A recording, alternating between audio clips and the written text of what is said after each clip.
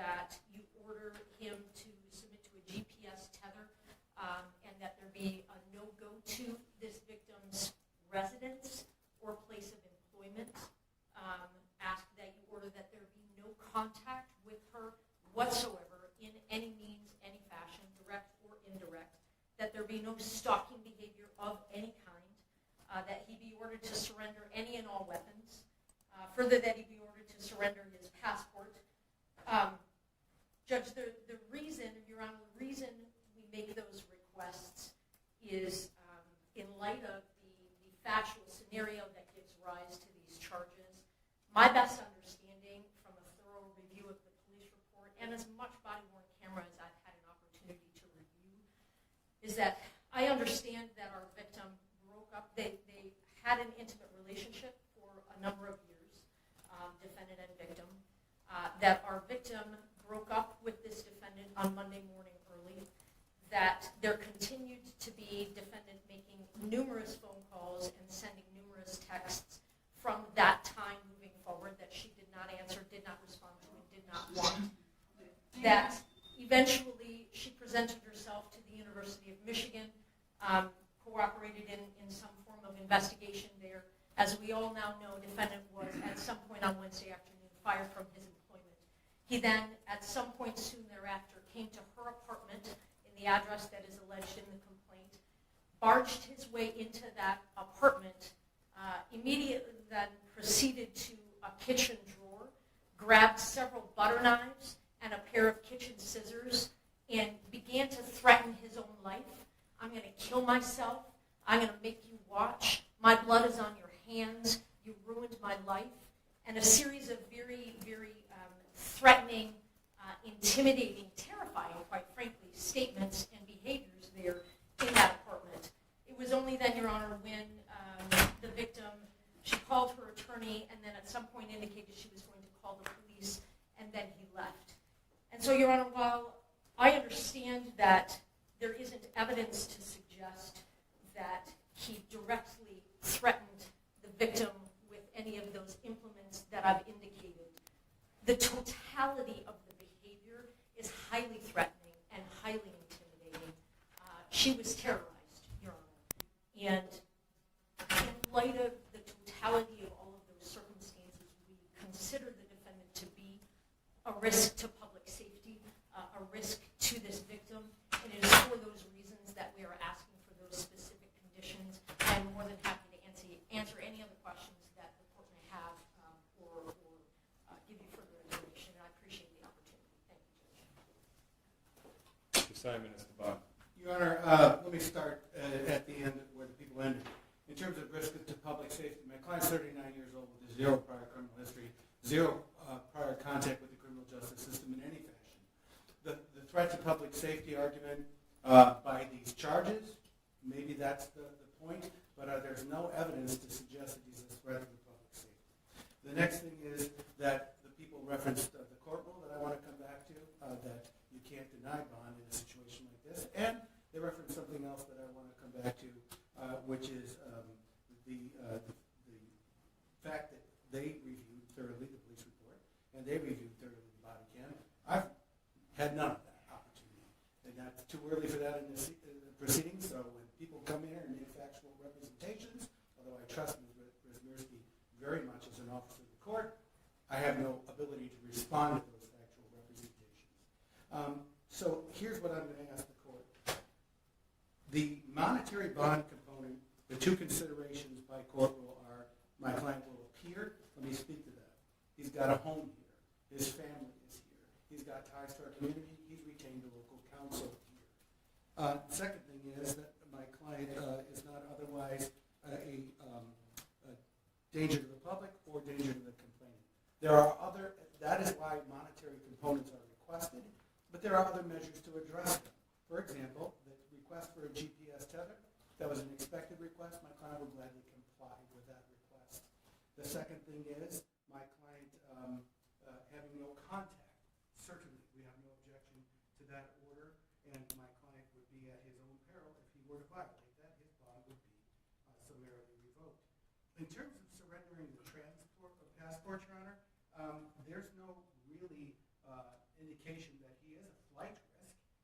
My client has those established ties that I talked about. But in addition to that, Your Honor, he would have an order from the court, like everyone else does, that there would be no leaving the state, let alone the country, without permission of the court, and he would certainly abide by that. Your Honor, with respect to the request for a mental health evaluation, I will represent a few things that are my understanding, again, without being privileged to have reviewed discovery that. My understanding is that following his arrest, my client was taken to the St. Joseph Mercy Health System for an evaluation, a mental health evaluation. My understanding is following that evaluation, he was not turned over for a commitment, but instead turned back over to law enforcement for lodging. That's where he's been at the Washtenaw County Jail since. I can also tell the court that the Community Mental Health Department saw my client yesterday for an evaluation as well without any further recommendation. If you make that a condition of bond, I can tell the court that he get a mental health evaluation, he will absolutely comply and follow any aftercare recommendation. Lastly, Your Honor, with respect to the bond amount. I forgot to speak about weapons. He has no weapons, but he'll surrender. If you order that he surrender any weapons that he doesn't have, he'll be glad to comply with that condition. With respect to the bond amount, Your Honor, in a case like this, with charges like this, in a normal circumstance, we'd be requesting a personal recognizance bond and frankly expecting the court to order that. We all know this is not our ordinary circumstance. It's not an insignificant amount of money to anyone. And I ask that the court set the bond amount to the principles not of my client's bank account, but to the principles of the charges and to the principles of the court rule. Therefore, I'm requesting that if the court orders a monetary component at all, that it be with a $25,000 10% privilege. And also, Your Honor, if my client is to order to a GPS tether, things have to happen pretty significantly to try to get that in place in time for what we hope to use in this day.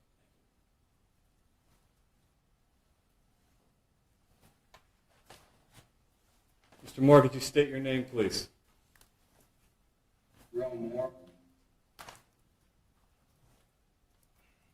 Sir, you are not to use alcohol, marijuana, or any other controlled substance that is not prescribed to you. You are not to possess or purchase a firearm or any other dangerous weapon. You are not to engage in criminal conduct of any kind whatsoever. You may not leave the state of Michigan without permission of the court. Prior to your release, you will be placed on a GPS tether. You will not be released before that GPS tether is placed upon you. You must continue all mental health treatment as a condition of your bond. The named victim in this case will not be placed on the record. You may not have contact with that individual. That means no calling, no writing, no video chatting, no texting, no emailing, or any other form of contact the human mind can possibly fathom. No one in the world thinks that this person is going to reach out to you.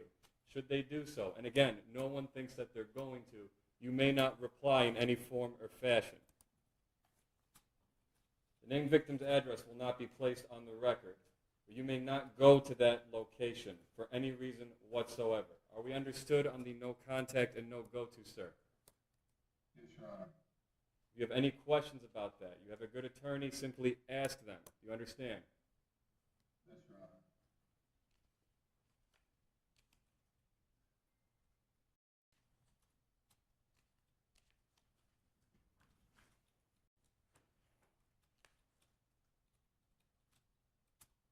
Bond will be set in the amount of $25,000 cash surety, as requested by the prosecution's office.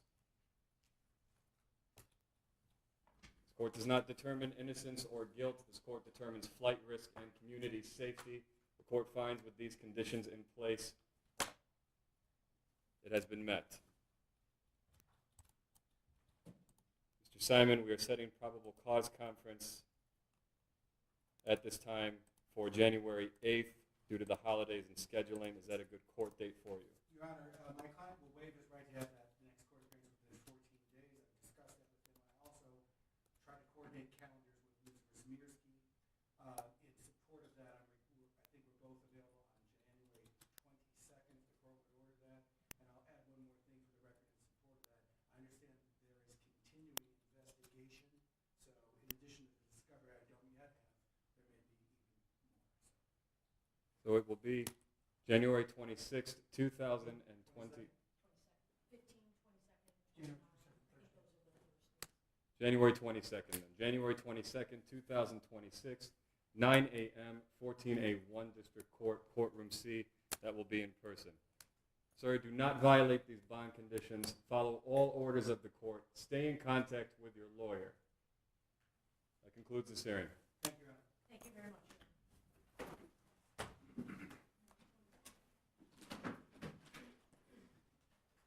All right, we're off record. We're going to give 10 minutes for everyone. We're going to take a recess. All right, please.